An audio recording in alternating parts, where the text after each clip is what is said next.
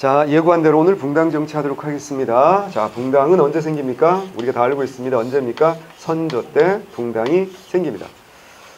자, 선조는 1567년에 10대의 나이로 왕이 되었어요. 당연히 총각으로 왕이 되었고요. 선조는 조선왕조상 첫 번째로 중전의 자식이 아니라 후궁의 자식으로서 왕이 됐어요. 그래서 이걸 이제 방계 출신 최초의 왕. 그러다 보니까 뭐가 있어요? 뭐가 심할까요? 컴플렉스, 자격지심. 그러니까 컴플렉스, 열등감. 이게 굉장히 심한 사람이다라는 걸 알아야 돼요. 첫 번째. 두 번째. 그럼에도 불구하고 이 오빠가 선조가 머리가 좋았을 것 같아요? 별로였을 것 같아요? 머리가 대단히 좋은 사람이었다. 그러니까 머리 좋은 사람이 이걸 나쁜 방향으로 쓰기 시작하면 정말 심각한 문제들이 생길 수밖에 없는데 선조는 그런 사람이었다. 제가 볼 때 선조는 AAA형이야. 트리플 A형.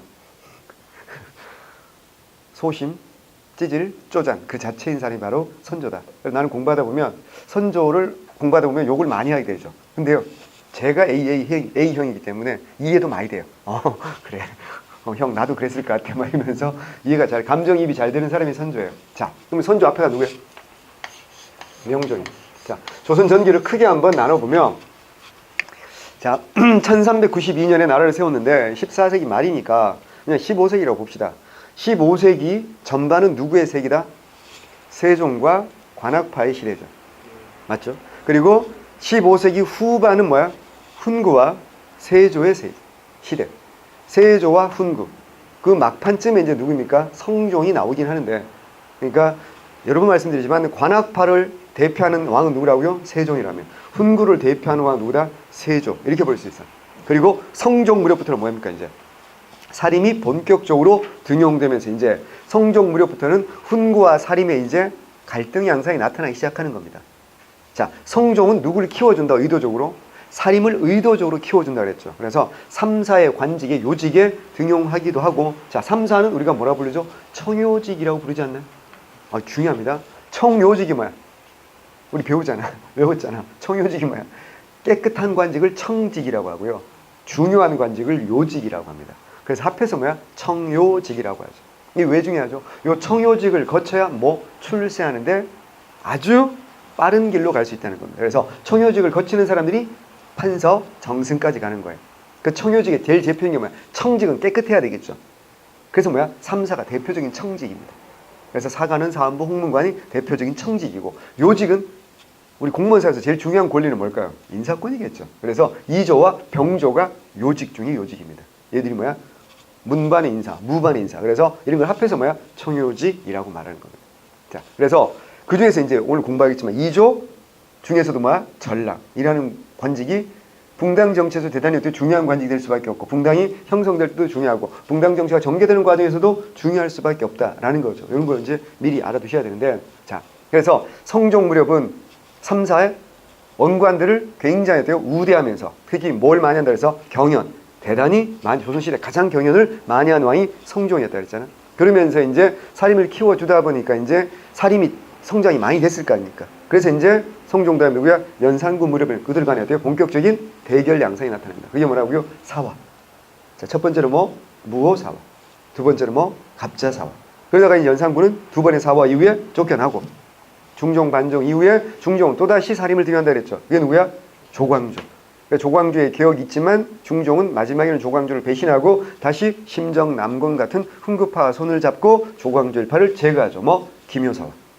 그리고 이제 중종 다음에 인종이 짧은 치세로 끝나고 명종 때, 그죠? 12살 먹은 명종이 왕 되면서 그 예전에 봤던 드라마 여인천하의 그 아줌마가 바로 여인. 그 문정왕후가 실질적인 권력을 잡으면서 문정왕후의 집안이죠.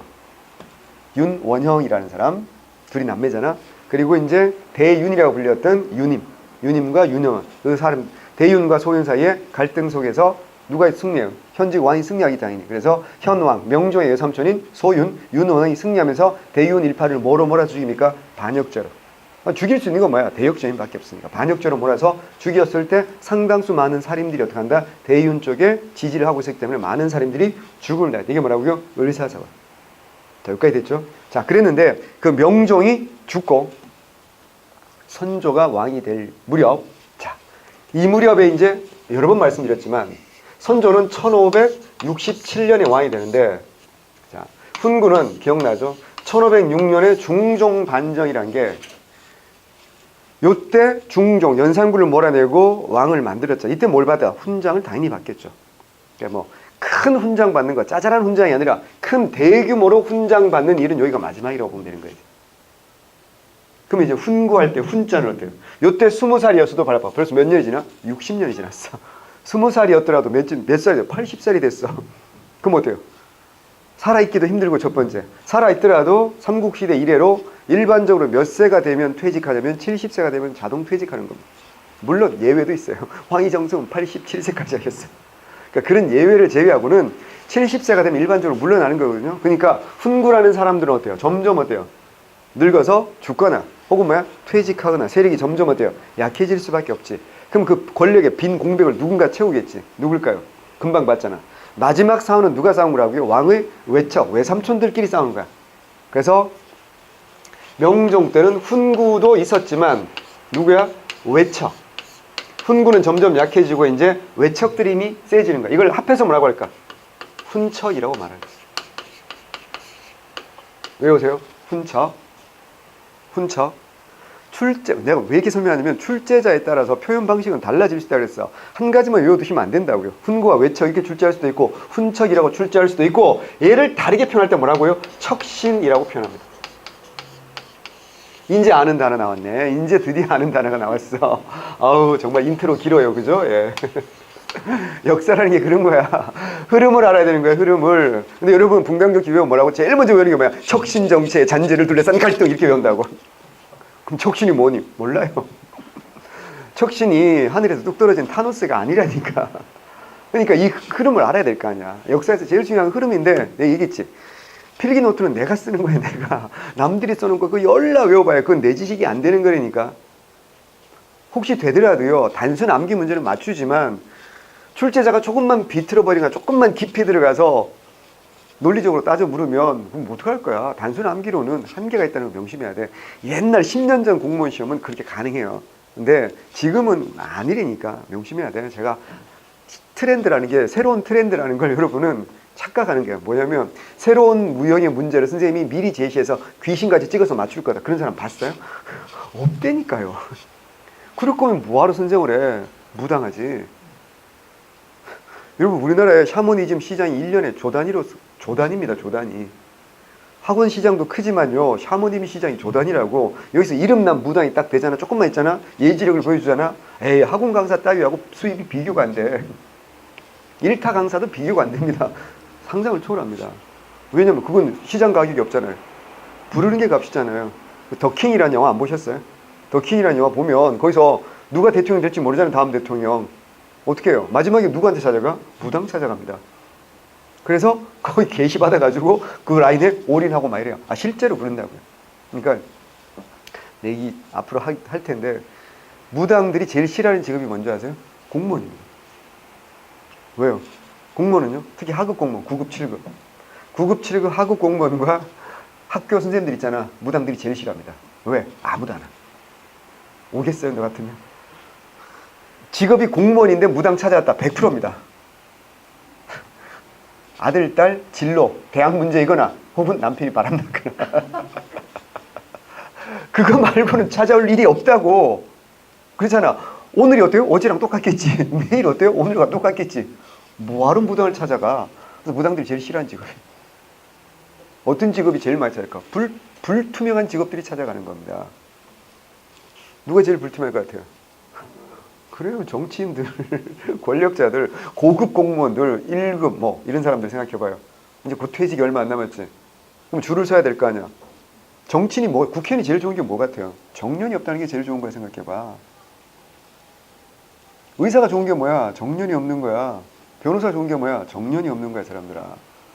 이게 얼마나 좋은 직업인지 우리는 아직 젊으니까 잘 모르는 거야. 야 100세 시대인데 여러분 그러니까 어느 쪽으로 줄을 서야 될지 되게 모르잖아요. 그때 어떻게 한다고요? 무당 찾아갑니다. 이게 좀 용하다고 소문나잖아. 엄청나게. 그래서 웬만한 정치영화에 보면 무당과 관련된 것들이 나와요.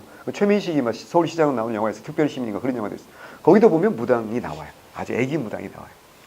걔 누구지? 걔 되게 유명한데. 어쨌거나. 부산행에서 공유 딸로 나왔더네. 부산에서 공유 딸로 나왔더니 기억나고 예쁜 귀여운. 난 걔가 처음에 남자인 줄 알았는데 나중에 알고 여자더만. 다시 중요하잖아. 뭐라고? 척신. 척신 정치의 잔재를 둘러싼 갈등이라는 표현. 무슨 말이냐면 명종 때까지는 아직도 여전히 얘네들이 권력을 잡고 있었잖아. 그런데 요때 살인들 중에서도 일부는 어때요? 관직에 진출했겠지. 다 죽을 수는 없는 거 아니에요. 이를 뭐란다? 이미 성장하고 있던 살인, 무슨 살인이라고 말해요? 기성살인이라고 말해요. 됐죠? 반면에 선조 때 드디어 누가 권력을 잡았어? 드디어 이제 사림이 권력을 잡은 거야. 사림이 권력을 잡은 다음에 이제 드디어 중앙정계에 진출한 사람들 대부분이겠지. 얘들은 무슨 사림이라고 할까? 이제 신진, 브랜뉴 신진 사림이라고 말해요. 자, 이들은 전시대, 그 전시대잖아요, 지금. 그 전시대의 유산이죠. 이 척신에 대해서 바라보는 관점이 같을까요, 다를까요? 당연히 다를 수밖에 없겠죠. 왜 다를까요? 가장 큰 건요, 사람을 봐봐. 기성살림 어때요? 가까이서 보았지. 사람을 혹시 100m 미인이라고 아세요? 100m 밖에 보았을 때 어때요? 되게 미인이야. 그래서 막 달려갔어. 이제 아시겠죠, 그죠? 가까이 가서 보고는 어떻게 한다고요? 그냥 돌아간다는 거죠, 그죠? 예. 화내지 말고 두 가지 관점이 있습니다. 전 그렇게 생각해요. 100m 밖에서 봤을 때라도 미인인 게 어디냐, 뭐 이런 생각도 있어요. 우리는 저기 뭐 어디가 예쁘냐라고 물어보고 어디가 자신 있는 거 뭐 혈관이 자신 있어요, 뭐 이런 말 하잖아. 콩팥이 예뻐요, 뭐 이런 말하고. 자, 함께 생활을 해 보는 것과 멀리서 그냥 바라만 보는 것 어때요? 다른 거예요. 그러니까 이 신진사림들은 관직에 진출하기 전에 어디 있었겠어? 다 지방이 어때요? 서울에서 공부하고 있었겠지. 선배 살인들이 어때요? 중앙정계 올라갔다가 처맞고 장애인 되고 막 죽고 막 이런 걸 실제로도 보았고 역사로도 공부하고 있을 거 아니야. 그러니까 이들의 머릿속에는 척신, 훈구, 외척은 뭐라고? 쓰레기다. 오직 뭐라고요? 처단할 대상이다. 그런데 함께 정치 생활을 해보면 어쨌거나 얘네들은 뭐가 있어요? 아주 오랫동안의 정치 관료로서의 노하우를 통해서 수십 년간의 노하우를 통해서 행정의 어때요? 달인들이란 말이지. 그 중에는 아주 쓰레기도 있겠지만 자기 유능한 능력으로 과학합격해가지고 아니 내가 그냥 훈군의 집안에 태어났어. 근데 훈군의 집안에 태어났다고 다 인성 쓰레기는 아니잖아. 그럴 거 아닙니까? 그래서 내가 열심히 과거 공부해서 합격했고 그래서 관리가 됐고 아빠가 뭐 정승이어서 좀 더 빨리 승진하긴 했어. 하지만 나도 능력 있어. 그리고 나는 어때요? 부정비리 저지르지 않고 깨끗한 능력으로 행정의 전문가가 됐어. 인맥도 많이 쌓고 해가지고 그런 사람 있을 수 있어 없어? 소수지만 있을 수 있단 말이지. 쉽게 말해서 우리 현대사를 한번 얘기해 볼까? 자, 박정희, 전두환, 노태우 때까지 우리가 흔히 뭐라고 그래? 군사정부라고 말하죠. 그리고 이제 김영삼부터는 이제 문민정부라고 말하잖아. 그럼 생각해봐요. 그러면 박정희, 전두환, 노태우 때 공무원 하는 사람들 다 쓰레기니? 라고 말할 수 없는 거 아닌가? 그 중에도 어떻게 한다고요? 가난한 집에 태어나서 어떻게 한다고요? 열심히 공부해서 공무원이 됐어. 근데 능력을 계속 인정받아가지고 승진해가지고 고위 공무원 된 사람 있을 수 있어 없어? 이때니까. 그랬을 때 과연 가까이서 보는 사람들과 멀리서 보는 사람들은 세상을 보는 관점이 달라질 수밖에 없어요. 그래서 이 기성사림들은 뭐라고요? 이 척신 중에서도 유능하고 깨끗한 사람들은 일부 있지 않냐. 그 사람들은 국가 운영에 노하우가 있으니까 우리가 그들의 지혜를 빌리자. 함께 가자. 이렇게 생각할 수 있어 없어? 있지. 그러니까 척신 정치, 청산에 뭐라고요? 적극적이야, 소극적이야? 소극적이겠지. 반면에 신진사림들이 보기엔 어때요? 우리 선배를 괴롭히는 다 나쁜 쓰레기들이 여기까지 싹 쓸어버리고 우리끼리 깨끗한 우리 사림들끼리 정치하는 게 맞다. 이게 무슨 사람이야? 신진사림이고 얘들은 척신 정치, 청산이 뭐야? 적극적이다 라고 말하는 거야. 그러면 결국 이 두 세력이 대립할 때는 특정 발화 지점이 있겠지. 불이 나는 발화 지점이 있을 거라고. 이게 뭐라고요? 이조 전랑이라는, 지난 시간에도 얘기했지만 너무너무 중요한 관점입니다. 이조는 인사권을 가지고 있고요. 오품의 정랑과 육품의 좌랑을 합해서 이조 전랑이라고 합니다. 얘네들은 굉장히 중요한 특권을 가지고 있죠. 이조전략의 특권이 뭐가 있죠? 후임자를 자기가 뭐 할 수 있어? 추천할 수 있어. 또 3, 4의 관리를 뭐 할 수 있다고요? 추천할 수 있어. 이거 엄청난 관직이죠. 그리고 제2의 현명한 선비들을 추천할 수도 있어. 그러니까 이게 엄청나게 이게 3, 4의 관리를 추천할 수 있다는 거예요. 여러분 상상을 초월하는 거예요. 왜냐하면 3, 4가 뭐 하는 거야? 권력을 견제하는 거잖아. 그러니까 3, 4가 권력을 견제하는 거니까 왕도 깔 수 있지만 누구도 공격할 수 있어요. 영의정, 좌의정, 정승, 판서 다 공격할 수 있어요. 그러니까 여러분이 만약에 우리 하늘이 영의정이라고 생각해봐.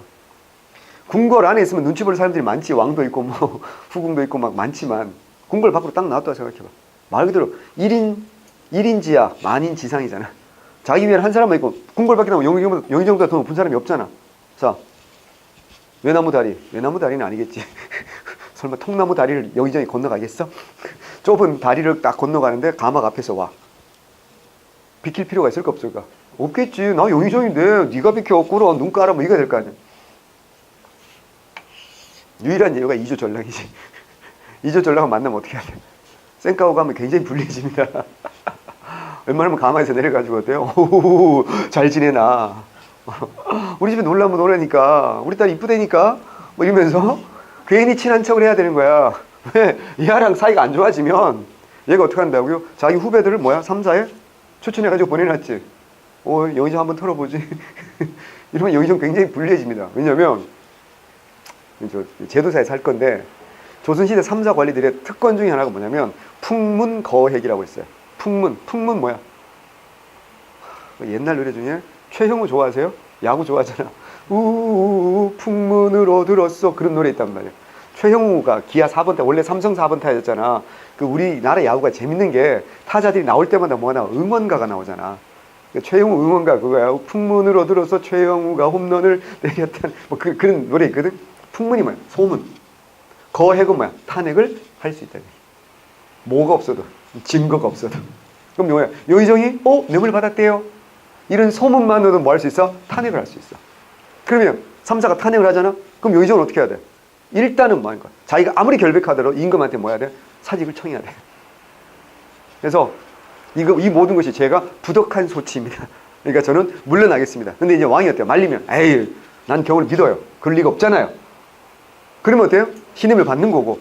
아니면 왕이 어때요? 평소 사이가 왕이랑 좀 껄끄럽다. 그럼 왕은 어때요? 이걸 핑계로 뭐 할 수 있어? 쉬세요 라고 할 수 있다고. 그러니 이게 얼마나 중요한 관직인지 알겠죠? 이 중요한 관직을 놓고 여기 기성사림을 대표하는 사람이 누구야? 심, 의, 겸이라는 형님과 여기 신진사림 누구야? 김, 효, 원이라는 형님이 둘이 어때요? 갈등을 빚게 되었다라는 거야. 왜냐하면 심의겸은 뭐야? 외척인 거야. 심의겸은 명종의 외척이란 말이야. 그러면 외척은 뭘 하면 안 된다.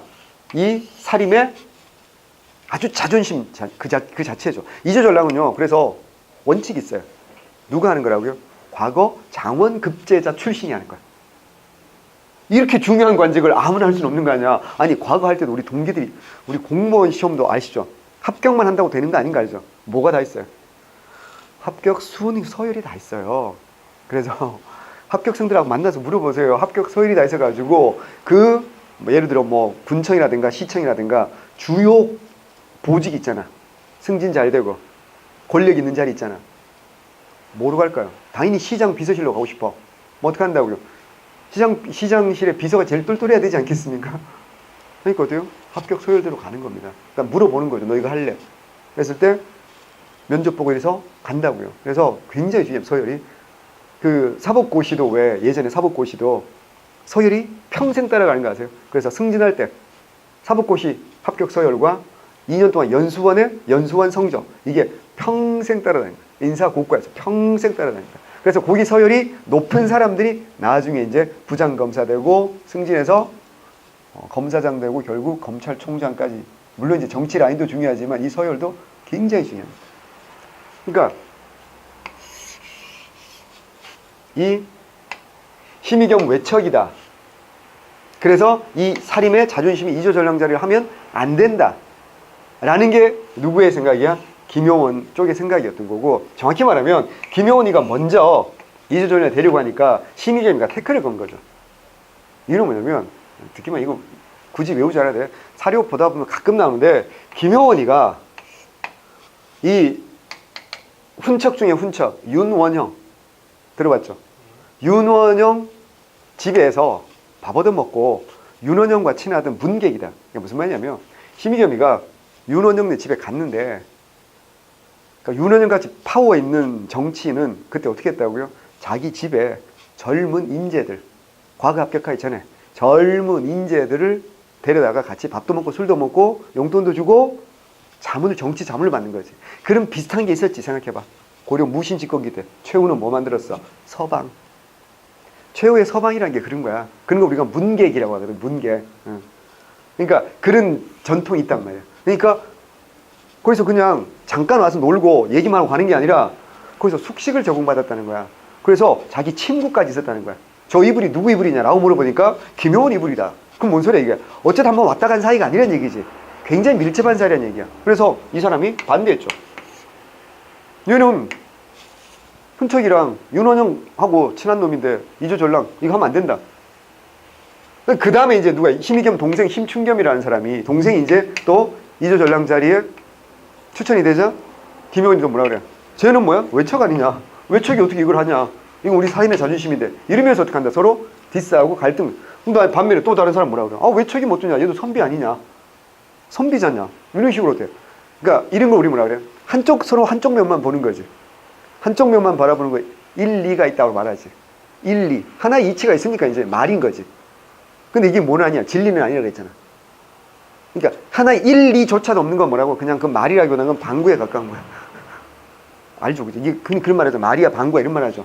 말과 방구에 공통점 있잖아. 뭐 소리가 난다는 거.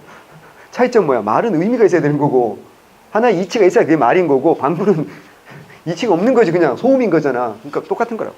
1, 2가 있으니까 갈등을 빚는 거라고요. 그래서 얘네 집은 어디 쪽이야? 서대문 쪽이었고 얘네 집은 뭐라고요? 동대문 쪽이니까 서로 지지하는 세력도 이쪽으로 뭉쳤겠지. 그래서 처음으로 어떻게 한다고요? 얘네들이 숫자가 훨씬 더 많았어요. 당연히요. 당연히 숫자가 많았겠죠. 얘네들이 뭐야? 동대문 쪽이니까 뭐가 되는 거라고요? 동인 이렇게 되는 거고. 얘네들은 서대문 쪽이라서 뭐야? 서인 이렇게 되는 겁니다. 자, 이래서 이제 드디어 뭐가 생겨나는 거야? 붕당이라는 게 처음으로 생겨났다라는 거 첫 번째로 공부해야 되고 여기 언제인지 알아야 돼. 1575년이야. 1575년이 을해년이야. 그래서 이걸 우리가 흔히 을해당론이라고도 말합니다. 붕당이 처음 생긴 건 1575년입니다. 익혀두세요. 언제라고요? 선조. 정확히 선조 8년입니다. 근데 슬픈 건 문학에서 말하는 소설에서 말하는 복선 같은 건 그해 참 붕당정치 최대 희생양이 태어나요. 제가 볼 때 붕당정치 최대 희생양은 광희군이거든요. 그 광희군이 1575년생이야. 놀랍게도. 뭐 뒤로 가면 사도세자도 있지만 어쨌거나. 자, 그러면 이건 뭐로 편이 갈라지는 건 뭐야? 예나 지금이나 정치적인 생각이 다른 사람들. 그죠? 지금도 그렇잖아. 정치적 생각이 다르니까 지금 1번 당이 파란색이잖아. 지금 2번 당이 빨간색이잖아요. 그죠? 그러니까 다른 거지. 전 그게 너무 당연하다고 생각해요.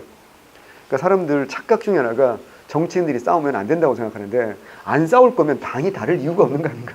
저는 그렇게 생각해요. 그러니까 그건 완전 잘못된 생각이야. 정치인들은 싸우라고 당이 다른 거야. 다만 그 싸움이 옛날에는 뭐야? 총칼로 싸우는 거지만 정치인들은 요새 현대 정치는 뭐로 싸우는 거야? 말로 싸우는 거고 그 최종 판단은 누가 하는 거야? 우리 시민들이 뭐라는 거야? 투표를 통해서 판단하는 거거든. 좀 더 괜찮은 애들한테 지지를 해주면 되는 거거든. 안 싸울 거면 그러면 싸우지 않고 갈등이 없는 국가가 세계에서 제일 좋은 국가면 북한이 세계에서 제일 좋은 국가야. 생각을 해봐. 갈등이 뭐 있어? 갈등이 없다는 건 독재라는 뜻이에요. 어떻게 민주주의가 갈등이 없을 수가 있어? 왜? 여기 있는 몇 사람 안 되지만 여기도 어때요? 사람마다 생각이 어때요? 다 다르잖아. 뭐 저녁 뭐 먹을래? 생각이 다 다르잖아. 근데 어때요? 뭐라고 그래? 야 통일해. 그러면 어때요? 일단 우리 저녁을 먹으러 갔다 칩시다. 밑에 생선구이집 있잖아. 뭐 먹을 건지 생각이 다 다를걸? 같은가요? 고등어로 통일이야? 그거 아닐 거란 말이야.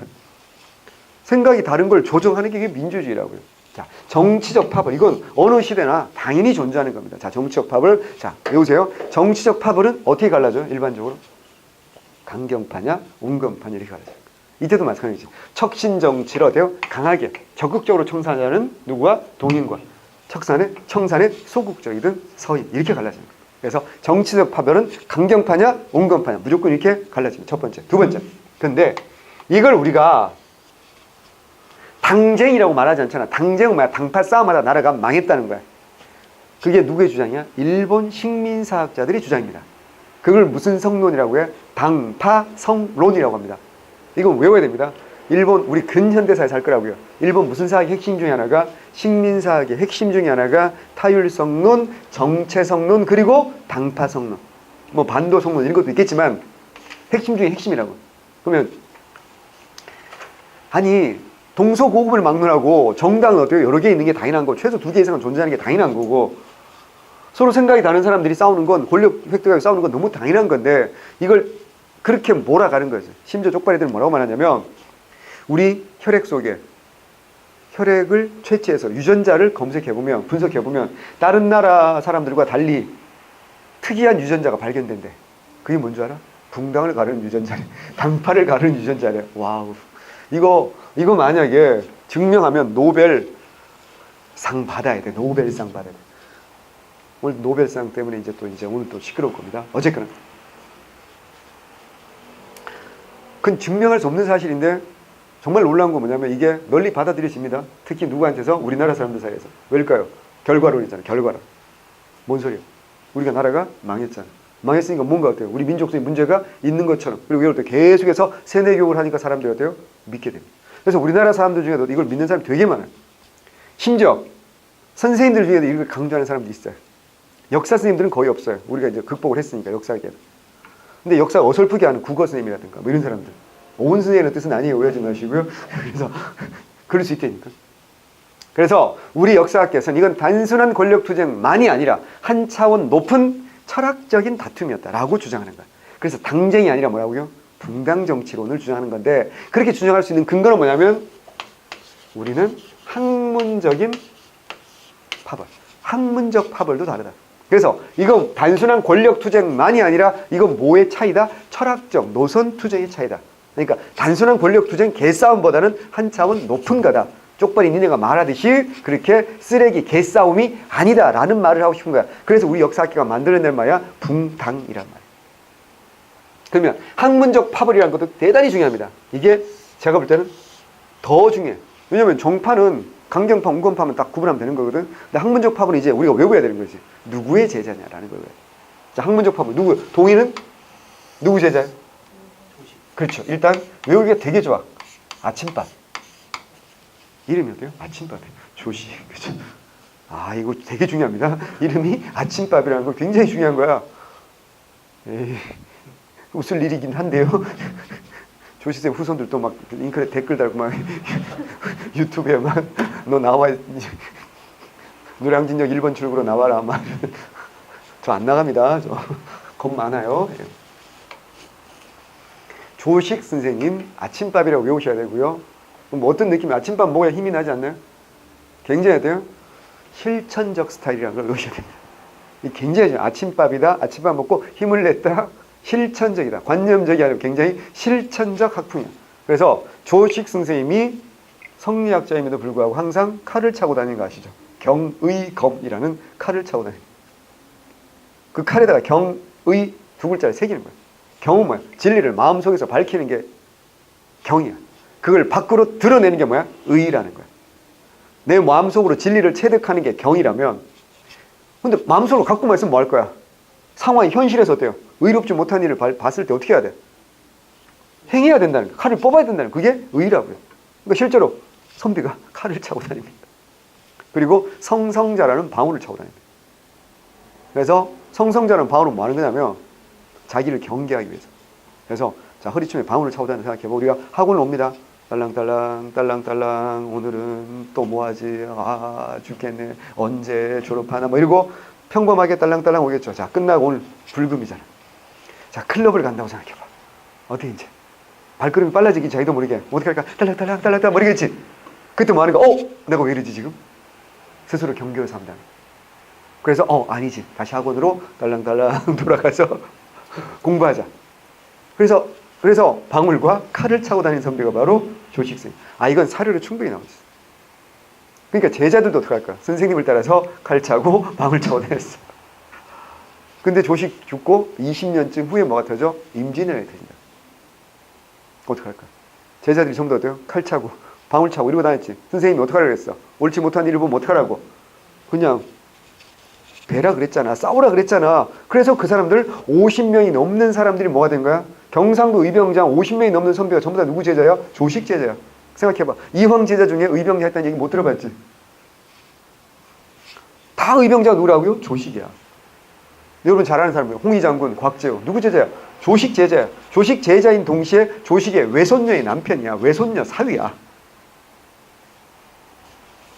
그러니까 사람의 행동은 어디서 나오는 거라고? 철학에서 나오는 거라니까. 그래서 내가 얘기했잖아. 지난번에도 얘기했지만 사람을 판단할 때는 이 사람을 우리가 판단할 때는 뭘로 하는 거라고? 그 사람의 말과 행동으로 판단하는 거야. 왜? 그 사람의 말과 행동이라는 건 결국 그 사람의 뭐야? 생각, 철학에서 나오는 것이기 때문이에요. 굉장히 중요합니다. 그 다음에 이제 되게 유명하신 분인데 제자는 거의 없는 사람이 있어. 누구야? 서경덕이라는 오빠가 있어. 서경덕 들어보셨죠? 아, 성신여대 교수 그 독도 그 아저씨 말고 무한도전 나왔던 그분 말고 서경덕. 이분은 되게 뛰어난 학자인데도 불구하고 제자가 거의 없어요. 왜 그럴까요? 제자는 한 명이면 좋겠지. 황진이, 그렇지. 황진이가 서경덕 제자. 자, 황진이 같은 예쁜 제자가 있으면 내가 선생님이야. 내가 서경덕이야. 제자가 많을수록 좋겠어요? 적을수록 좋겠어요? 황진이 혼자 있는 게 훨씬 좋지. 그래서 제자가 별로 없는 사람이 누구야? 서경덕이야. 자, 서경덕은 황진이랑 놀아야 되니까 굉장히 기가 강해야 되겠죠. 황진이가 얼마나 여걸입니까? 걔랑 같이 놀려면 나 같은 사람 못해요. 눈만 마주쳐도 눈 깔아야 됩니다. 절대 같이 놀 수가 없어요. 뭔 소리야. 다시. 그 다음에 여기 누가 있어요? 이황형님. 이황형님은 우리가 매일 만나잖아요. 그죠? 왜요? 1,000원짜리 계시니까 매일 만나죠. 카드 사용 일반화 되기 전에 진짜 매일 만났잖아. 자, 반면에 서희는 누가 있어요?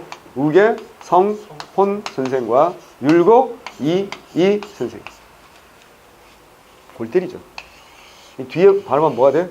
이와 성혼의 정당 뭐야? 이혼당이 돼. 내가 붙인 이름이 아니야. 선조가 그래, 선조가.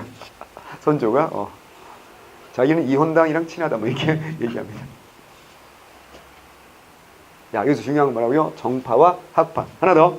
지역적으로 어때요? 여기 무슨 학파? 경상도 쪽이죠. 무슨 학파? 영남 학파. 여기는 뭐라고요? 경기와 충청 쪽 뭐라고요? 기호 학파. 여기 되게 쉬워요. 우리나라를 딱 봤을 때 여기 경기 충청이라고 볼 수 있겠죠. 그리고 여기 쪽이 이쪽이 뭐라고요? 경상도잖아. 영남이잖아. 그러면 자 보자고. 여기 빨간색으로 해주자. 봐봐. 이렇게 딱 가르면 이게 동쪽이죠. 동인. 이쪽이 서쪽이죠. 서인. 됐어요? 그렇게도 난 천재 같아. 다시 두 번째. 그럼 누가 먼저 권력을 잡았겠냐 이거야. 누가 먼저 권력을 잡은 건 좀 전에 말씀드리고 누가 먼저 중앙정계에 진출했겠냐 보자고. 중앙이 어디야? 서울이지. 어디가 가까워? 여기가 가깝지. 걸어가도 되겠네. 그래서 먼저 뭐야? 기성살인. 경상도에서 걸어가려면 한참 걸리죠. 나중에 올라갔어. 신진살인. 됐어요? 자, 그러면 권력 잡는 순서는 또 따로예요. 권력 잡는 순서는 뭐냐면 정말 우리 조상들이 훗날에 공시생들이 공부하기 너무 편하게 하려고 조상들이 합의를 했나 봐. 순서가 어떻게 돼?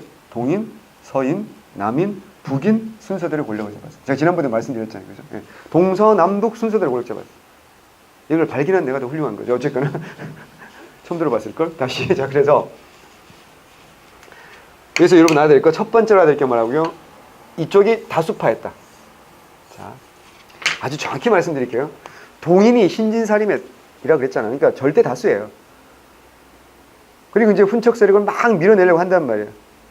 반면에 이제 여기서 이제 율곡이는 김효원과 심의겸 사이를 어때요? 중재하려고 노력했던 사람이 율곡이입니다. 근데 다수의 신진사림, 김효원 세력은 자기들이 분명히 옳은 것 같은데 왜 당대 최고의 학자 율곡이는 이황은 어디 갔냐? 이황이 죽었어. 이황은 죽었고 율곡이가 왜 우리 편을 안 들고 중재를 하려고 하지? 혹시 율곡이 저쪽 편이야? 이렇게 의심하는 거야. 그래서 율곡이는 아닌데 떠밀려서 강제 서인이 된 거예요. 무슨 말인지 아시겠어요? 원래는 율곡이는 원래는 뭐야? 이걸 분당을 중재하려고 했던 사람이야. 근데 중재하려고 하면 어떻게 해? 아무리 얘들이 숫자가 많잖아. 그러니까 얘네들이 아니라 얘네들이 꼭 그렇게 싸우지 말자. 이렇게 하다 보니까 얘네들이 율곡이를 저쪽으로 밀어내버립니다. 그래서 강제 서인된 사람 율곡이. 어쨌거나 동인의 숫자가 많습니다. 먼저 동인이 권력 잡았습니다. 자, 이렇게 갑니다. 자, 그러다가 동인 권력이, 자, 외우세요. 오늘 공부할 게 선조, 광해군 뭐 이런 오빠들 배울 텐데, 선조 때 제일 중요한 거 두 가지만 얘기해봐. 뭘까? 첫 번째가 뭐야? 붕당이지. 두 번째가 뭘까? 임진왜란. 그래. 선조 때 시험 나는 거 붕당 아니면 뭐야? 임진왜란입니다. 절대적으로 중요한 거지 않습니까? 자, 그래서 이렇게 쭉 가다가, 잘 봐야 돼. 1589년이야. 무슨 년? 기축년이에요.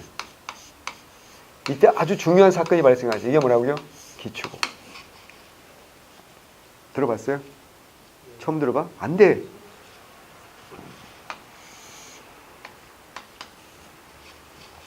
기축국사의 주인공 누구야? 외워야 된다. 그렇죠.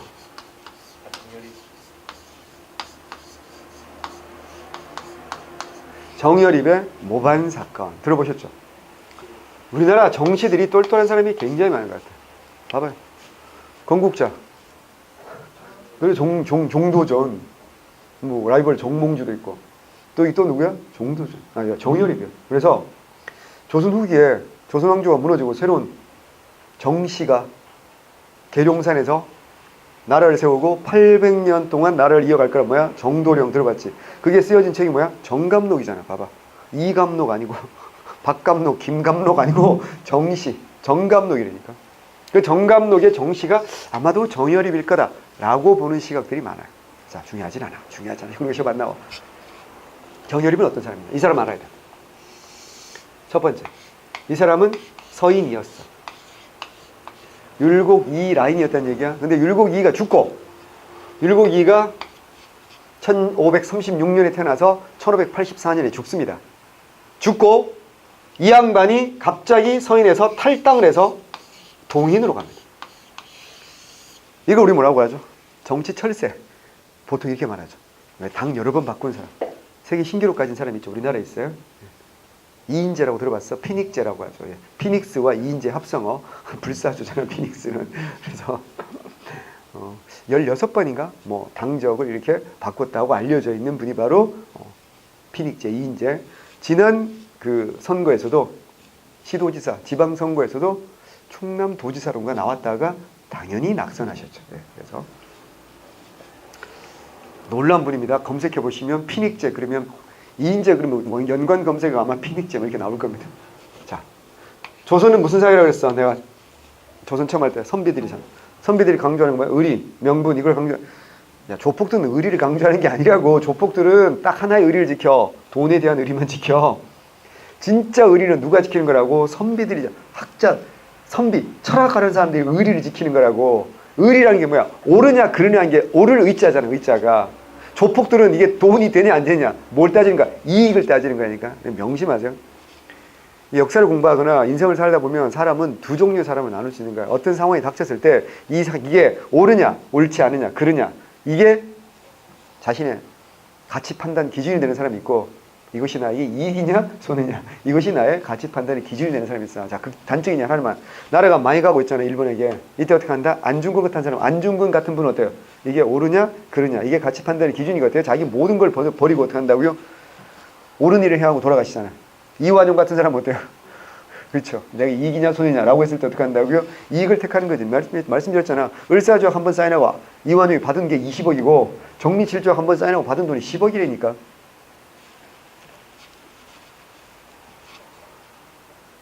자, 탈당했습니다. 그러니까 의리를 중시하는 선비사회에서 별로 어때요? 이 사람을 별로 좋아하지 않겠지. 도인들조차도 얘를 별로 좋아하지 않겠지. 그런데 이 양반 평소 하시는 말씀이 완전 레디칼해. 엄청 급진적이야. 천하는 이런 주장을 합니다. 천하는 국가를 말하는 거지. 이게 뭐라고? 공공의 것이다. 공공, 영어로 해볼까요? 퍼블릭. 우리가 ROK라고 그러잖아. 리퍼블릭 오브 코리아. 뭐라고요? 공화국. 공공어 이런 것이. 그럼 무슨 말이야? 천하는 공물이다. 좀 이렇게 어려운 말 하니까 제자가 물었겠지. 선생님 무슨 뜻이에요?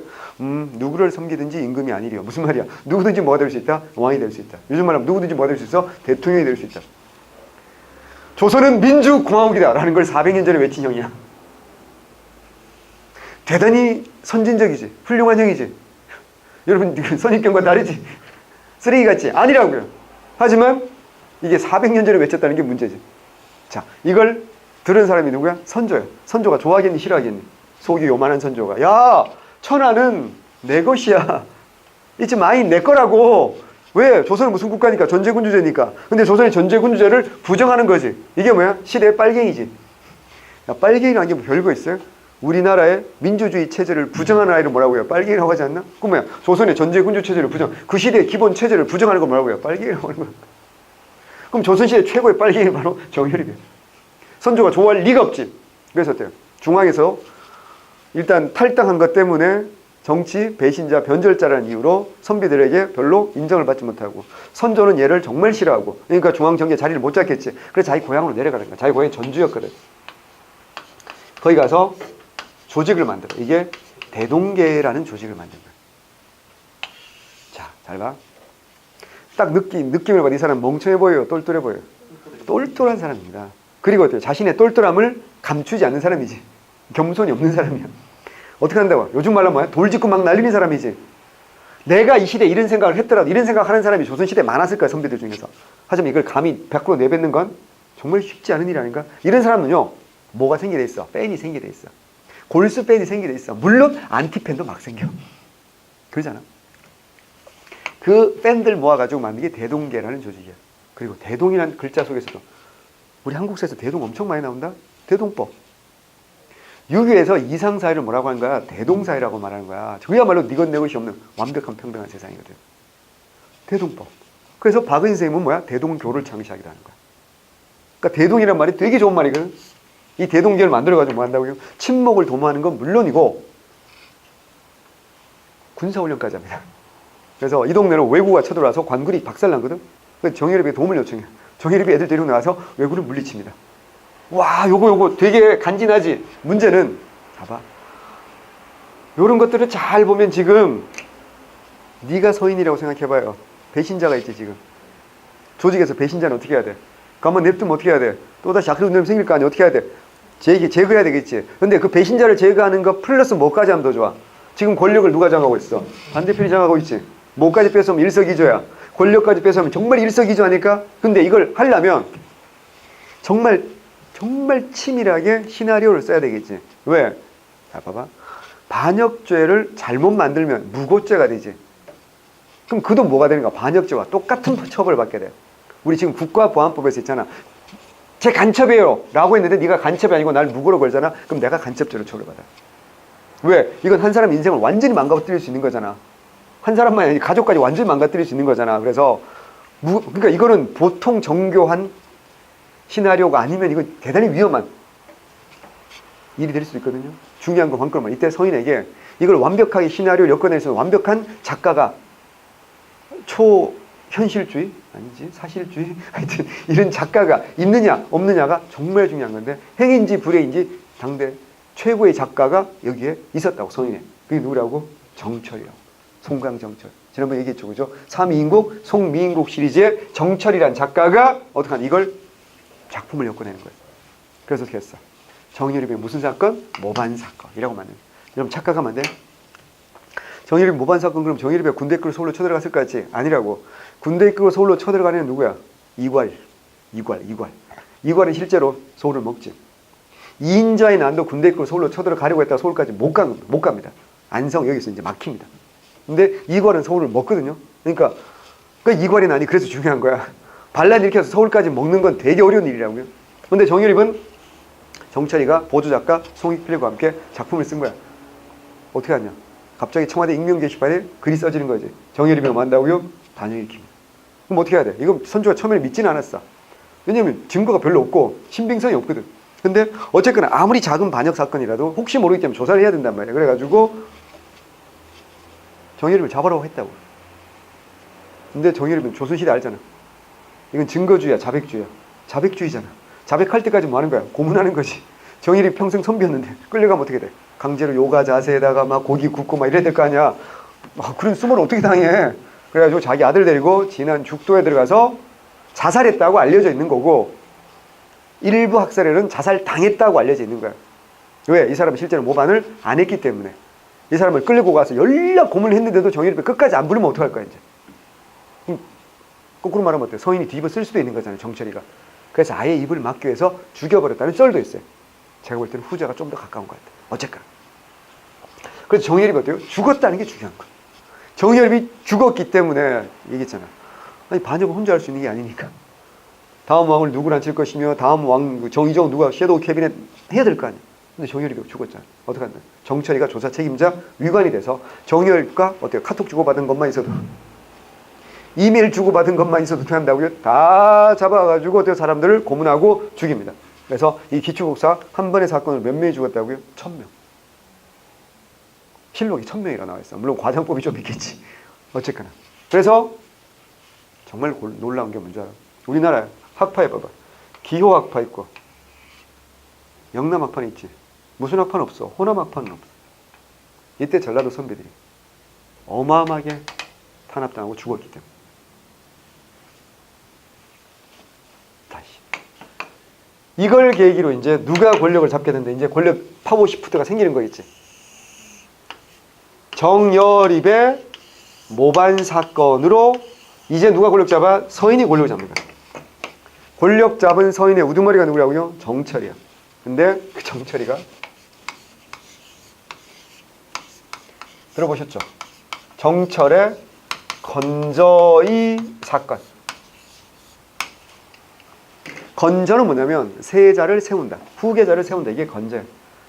근데 문제가 뭐냐면 선조는 자식이 10명이 넘었을 때 문제는 뭐냐면 다 후궁들이 낳은 자식이야. 그러니까 적자가 아니라 다 뭐야? 서자였다는 거지. 선조는 나중에 적자를 낳긴 하지만 그건 나중 일이고, 그래서 아직은 세자 책봉을 못하고 있었는데 문제는 이때 선조 나이가 한 40살쯤 됐어요. 40살쯤 된 선조는 세자 책봉을 해야 돼, 안 해야 돼? 상식적으로 하는 게 맞죠, 그죠? 왜냐면 세자는 공부를 한 5년에서 10년 정도는 공부를 해야지 왕 노릇을 제대로 할 수 있으니까. 그래서 정철은 세자 책봉 하자고 건의를 했던 건데, 이게 얘기했잖아. 속이 요만한 AAA형 선조의 심기를 건들게 되죠. 선조는 뭐라고 받아들인다고요? 이제 나보러 그만하라는 소리군. 세자 책봉하자는 얘기를 그렇게 받아들이면서 어떻게 한다? 권력은 또다시 어디로 넘어온다고요? 동인을 넘어오고 정철은 어떻게 한다? 귀양을 가야 됩니다. 그래서 정철의 인생은 여기서 끝납니다. 다시 재기하지 못하고 끝납니다. 나이도 많고요. 1536년생이었거든. 1593년쯤에 죽어. 그래서 요건 뭐라고요? 또 정신에.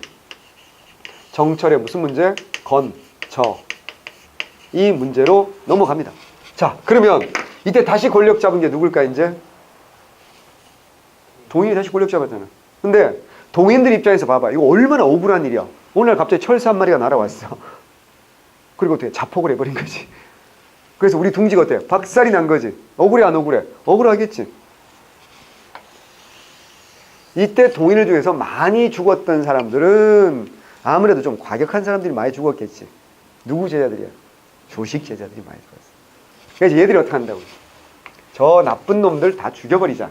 무슨 파? 강경파. 뭐가 되는 거야? 북인이 되는 거. 이황 제자들은 온건했기 때문에 상대적으로 덜 죽었어. 서인들이 보기에도 덜 위험한 애들이야. 그래서 얘들은 뭐가 된다? 남인이 돼서. 그러지는 말자. 똑같이 죽이면 우리도 똑같은 놈 되는 거 아니냐. 숫자는 누가 많아? 남인이 훨씬 많아. 남인이 훨씬 많아요. 북인이 무슨 파? 강경파고 남이 온건파. 요거는 대한민국과 북한을 생각하면 돼. 인구는 우리가 2배나 많지. 하지만 북한이 어때요? 강경한 건 맞잖아. 핵개발도 하고 말이야. 그래서 요게 1591년입니다. 자, 잘 정리해야 돼. 1589년, 1590년, 1591년 아주 급박하게 돌아가고 있잖아요, 지금. 요런 상황에서 이제 딱 1년 후에 1592년에 뭐가 딱 터지는 거야? 임진왜란이 딱 터집니다.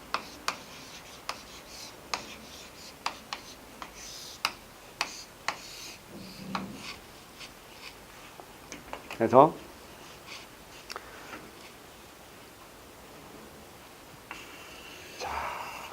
잘 들어요.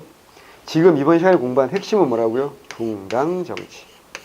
붕당의 발생과 초기 붕당 정립하는 과정을 설명하는 거예요. 이것만 설명을 좀 쉽게요. 좀만 참. 자, 우리 TV에서 자주 하는 거지. 붕당정치는 땡땡정치다. 뭐라고 해야 될까? 붕당정치는 땡땡정치다. 뭐라고 해야 될까요? 하늘 뭘까? 붕당정치는 뭐다? 미친 정치다? 아니다. 쓰레기다? 아, 글자가 비슷해. 붕당 정치는 외워야 돼. 공론 정치다. 외워야 됩니다. 공론이야. 그럼 공론이 뭔지 알아야 될 거 아니야. 공론은 여론인데 외워야 돼. 이거 공론, 이걸 이런 말 처음 들어보면 공부를 제대로 한 게 아니야. 얼마나 중요한 말인데. 여론은 여론인데 외워야 돼. 누구의 여론이야? 지배층의 여론이야. 이게 오늘날과 다른 점이야. 오늘날 우리 공시생들도 어때요? 여론을 형성할 수 있잖아. 하지만 이때는 뭐라고요? 지배층만의 여론이야.